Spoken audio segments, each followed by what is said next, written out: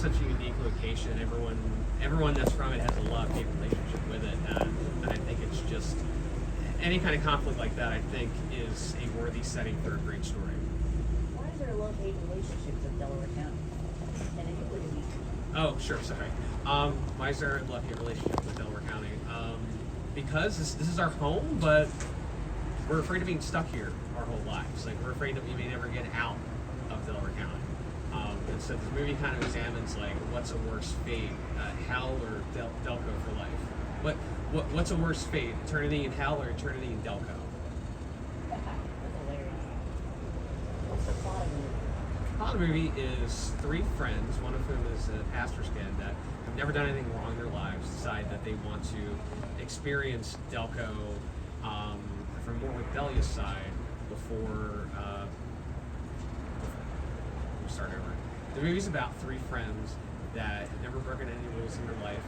One of them is a son of a pastor, and they decide for one night they're just going to break rules for the first time. But they're really good kids, so they don't know how to do that properly, and so antics ensue. What's the theme of the movie, and also what's the message of the movie? The message of the movie is that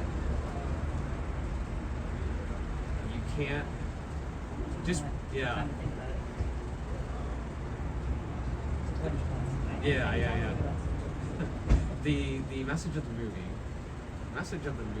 is that even though you may be from Delco, you don't have to be a jerk. Really? Yeah, That's the message? that's the message. You can be from Delco, and you don't have to be a jerk. Yeah, and there's a lot of love in Delco. That's the thing. There's a lot of positive. You know, there's even in the movie. There's a lot of positive to Delco as well as a lot of negative. But we try to look at both sides of it.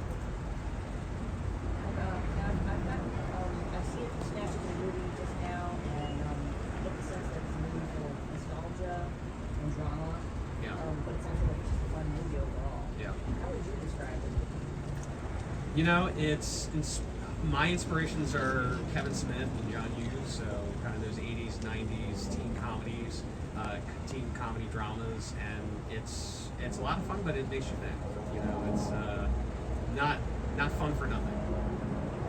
Now, briefly, tell me about the SAG-AFTRA strike and how that affected production. Sure. So, you know, SAG-AFTRA went on strike over the summer. We were going to film in August, so we were totally supportive of the SAG-AFTRA strike. We did get an interim agreement, but it wound up by the time we were rescheduled to film, the strike was repealed, and they had secured a deal, which was great. We were very happy for that. It did work out for the best, I think, for everybody because it gave us a lot more time to prepare.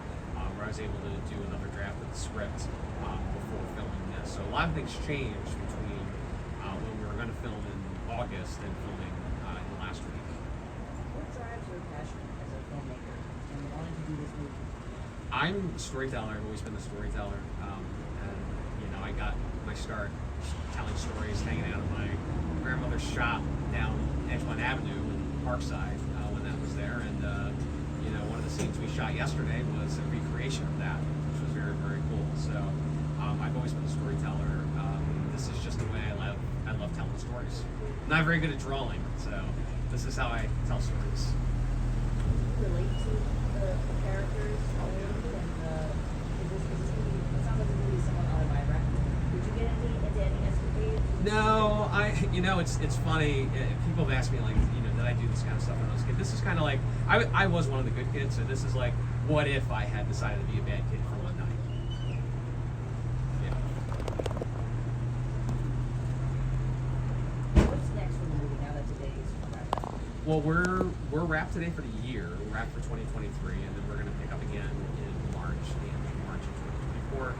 We're going to bring in a few other actors for about 3 more days of filming. We have Brian Dunkelman from American Idol is going to be one of the actors. Brian O'Halloran from Clerks, a movie that inspired me to be a filmmaker. We have the star of that film who's going to do a role in this film. He plays the father of one of the main characters. And we also have J.J. Cohen, Back to the Future, is also going to play a role in this. So we have some big names coming in March. Yeah.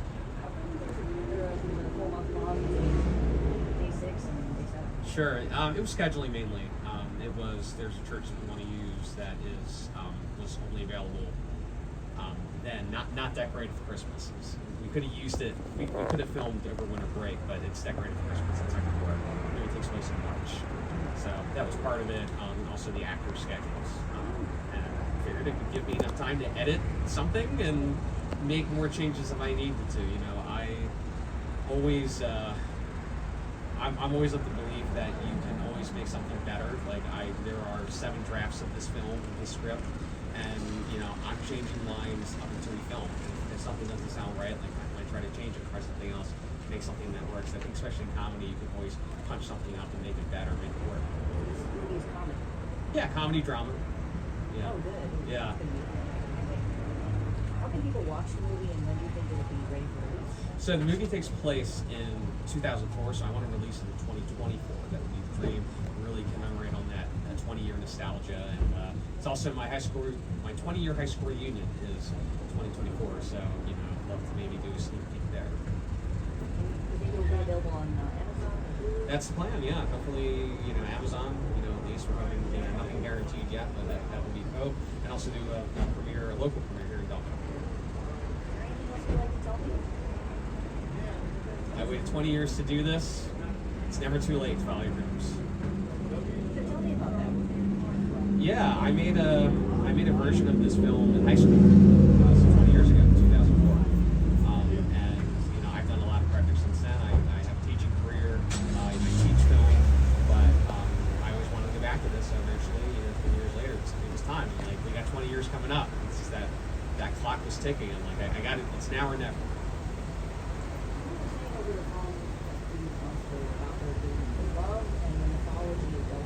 Yeah. If I can remember.